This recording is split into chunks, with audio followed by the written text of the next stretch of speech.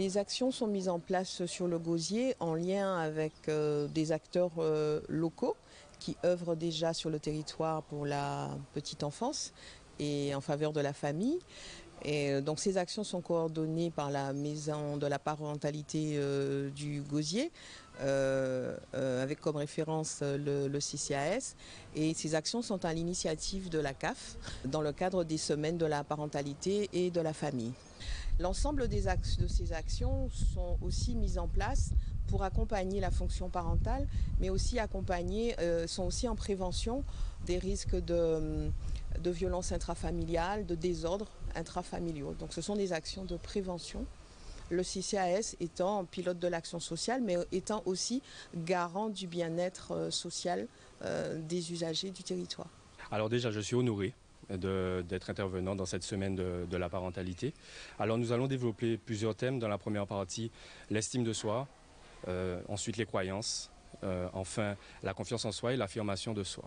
C'est vrai que lorsqu'on est confronté à des changements, il est compliqué de changer directement son environnement. Et la seule façon pour nous d'évoluer, c'est bien de prendre conscience de nos mécanismes, de notre fonctionnement et de faire évoluer notre fonctionnement. C'est en se changeant qu'on change d'environnement. Alors pour finir, pourquoi il est important pour moi d'intervenir auprès des parents? Parce que le bien-être des parents, vous l'avez compris, découle directement sur le bien-être de l'enfant.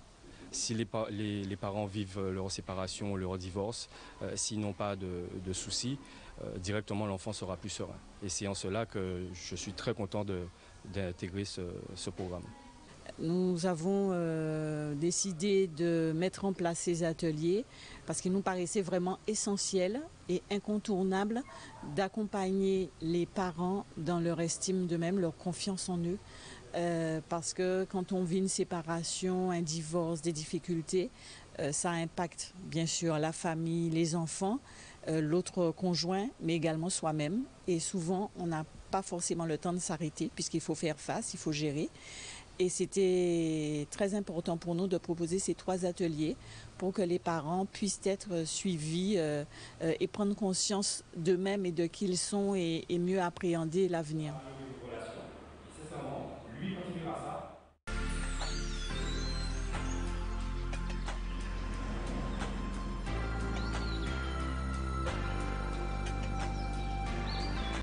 C'est une journée qui fait suite dans notre esprit à diverses démarches que nous avons déjà mises en place, puisque depuis 2 ans, à travers notre structure, nous aidons dans le cadre de la Semaine européenne pour l'emploi des personnes en situation de handicap. Et aujourd'hui, comme la loi a changé, puisqu'à partir du 1er janvier 2020, toutes les entreprises, même celles qui ont moins de 20 salariés, auront l'obligation de faire l'effort nécessaire pour employer les personnes en situation de handicap. Alors, quelle a été notre démarche? Et bien entendu, cela en partenariat avec la ville des Abîmes, c'est que le 20 et 21 janvier prochain, nous aurons une manifestation importante autour de l'inclusion qui fait que aussi bien les entreprises, le secteur privé, que les collectivités, le secteur public seront amenés à être mieux sensibilisés dans l'intérêt de l'insertion des personnes en situation de handicap. Nous la saluons et je pense qu'il est intéressant d'introduire toutes les manifestations qui finiront par donner une démarche normale autour des personnes en situation de handicap et ne pas considérer que les événements qui sont mis en place sont de véritables événements. Aujourd'hui, nous devrions faire en sorte que ces événements deviennent de non-événements, c'est-à-dire que tout un chacun trouve normal, quotidiennement, tous les jours, que nous soyons en maillage avec les personnes en situation de handicap et ne pas considérer que c'est un monde à part. Ce sont des personnes qui ont des sentiments, de la culture, de la volonté économique. Bref, ce sont des acteurs économiques comme chacun d'entre nous, au-delà bien entendu du handicap qui les frappe.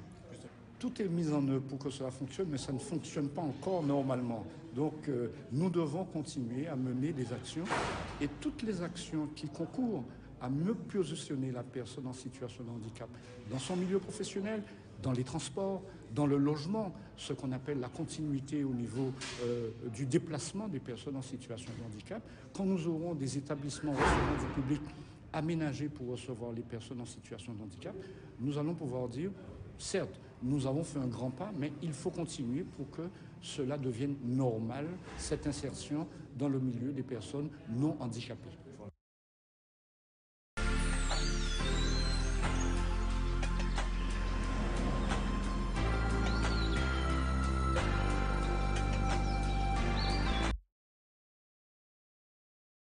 Petit Canal déjà figurait parmi les communes qui produisaient le plus d'énergie propre à travers les infrastructures que nous avions déjà.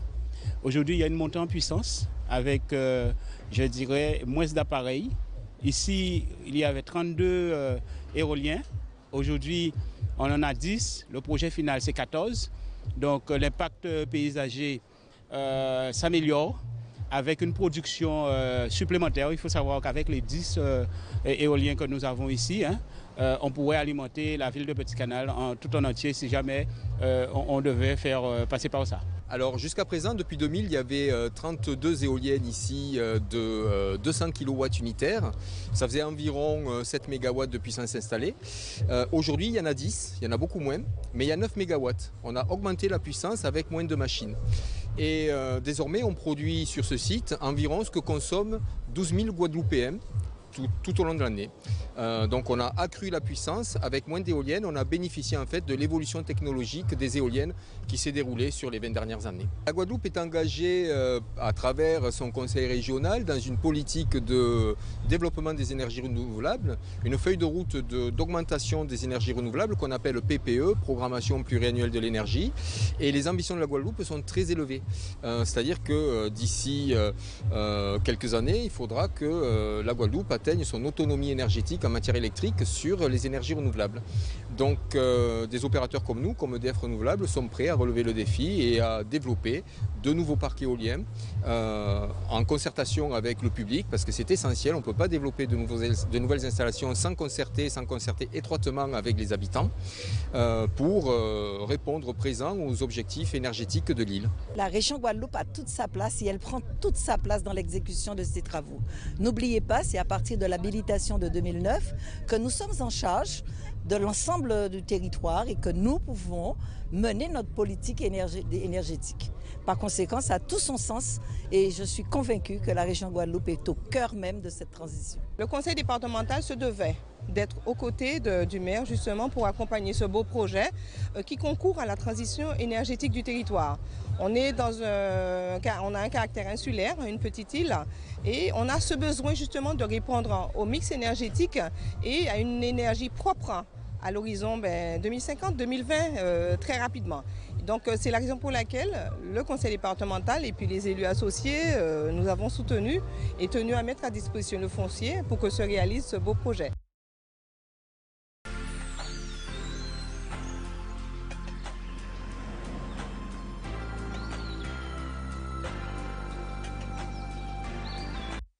On a voulu initier une opération, vraiment mettre en valeur la production locale, notamment les tubercules. Ça a commencé vendredi après-midi par un concours de cuisiniers amateurs. Il y avait 4 candidats. 2 candidats ont été sélectionnés pour une finale qui aura lieu le 15 décembre à Joie Tradition, sur le stand de Cap Excellence. L'idée vraiment, c'est mettre en avant la production locale. On a le chef Kichenin qui nous a accompagnés dans ce concours de cuisine. Ce qui m'intéressait, c'était vraiment le retour, la poubelle. On était ravis. Il n'y avait quasiment pas de retour. C'était vraiment splendide. Pour nous, on a réussi. J'ai posé la question, les gens étaient ravis. Pour une fois, au golf, on mange local. Donc, ils ont même demandé quand est-ce qu'on recommence cette opération. C'est quelque chose à peut-être réinitier, mais on aimerait aussi que la population locale y soit. Aujourd'hui, on est dans la certification, dans la traçabilité. Vous avez certainement dû voir les certifications HVE02, haute valeur environnementale, niveau 2, Agri-Confiance, GAP. Aujourd'hui, on est là pour rassurer notre population que nos produits sont sains. On garantit une qualité pour acheter local. Manger local peut devenir manger pas cher, à condition de manger les fruits et légumes de saison. On a vu dernièrement qu'on parlait du fruit à pain importé. Pourquoi il y a du fruit à pain importé? Parce qu'on veut manger du fruit à pain toute l'année. Or, on a une période, on a une saisonnalité. Nos parents nous l'ont toujours appris. Manger des produits de saison.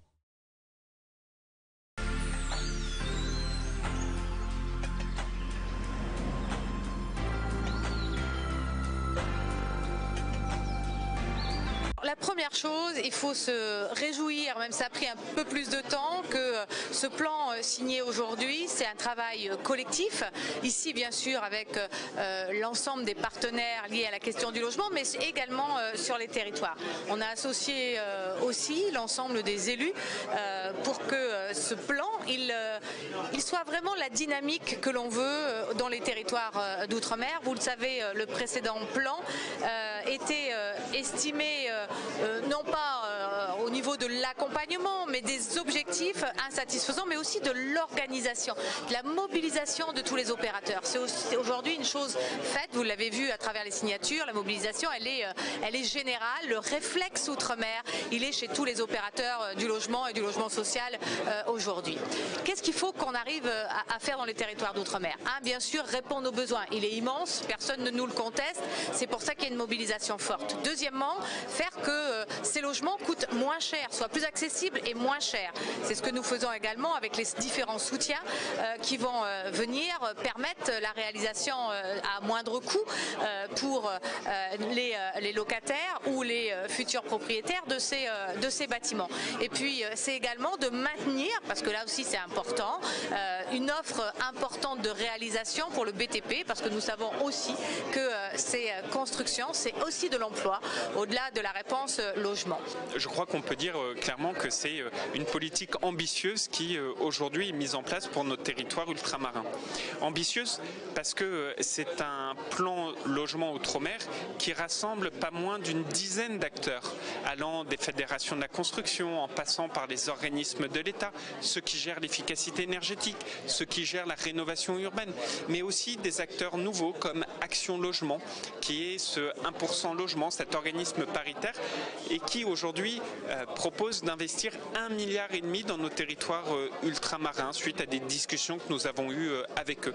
Donc oui, très clairement, c'est un plan logement outre-mer qui est extrêmement ambitieux au regard du nombre d'acteurs et au regard des moyens qui sont dédiés.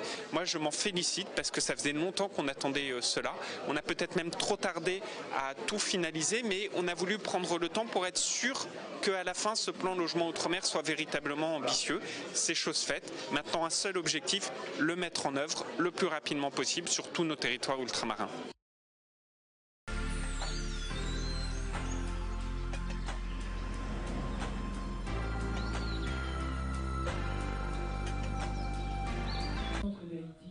La région met tout en œuvre pour permettre à nos jeunes sportifs de pouvoir évoluer dans de très bonnes conditions.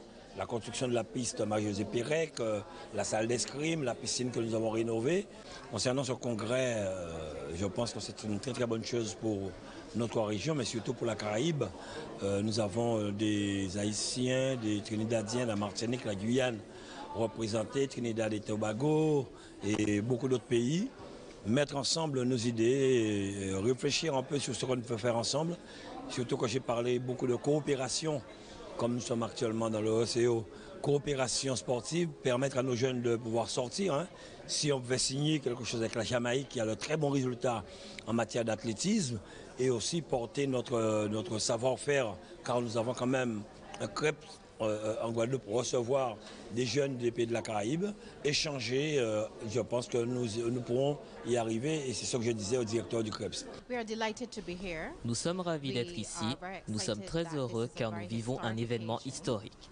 Pour la première fois, nous avons des centres de performance sportifs anglophones, hispanophones et francophones, réunis pour collaborer et voir comment nous pouvons nous associer dans divers domaines du développement sportif. On peut résumer dans une seule phrase, on est si près et si loin. Finalement, il faut établir un programme de coopération avec tous les centres de la Caraïbe de façon à faire émerger des talents sportifs. Donc de là, l'intérêt d'établir une collaboration entre tous les centres de la Caraïbe. Un des problèmes dont on discute est le coût des voyages interrégionaux, comment ça affecte les équipes qui doivent se déplacer pour se présenter à diverses compétitions. Un autre enjeu est celui financier. Nous avons diverses infrastructures, des programmes de développement, nous souhaitons investir dans la recherche. Donc, bien que nous avons identifié nos défis, nous voulons nous concentrer sur les solutions car nous pouvons collaborer pour trouver des opportunités de financement pour nous tous. On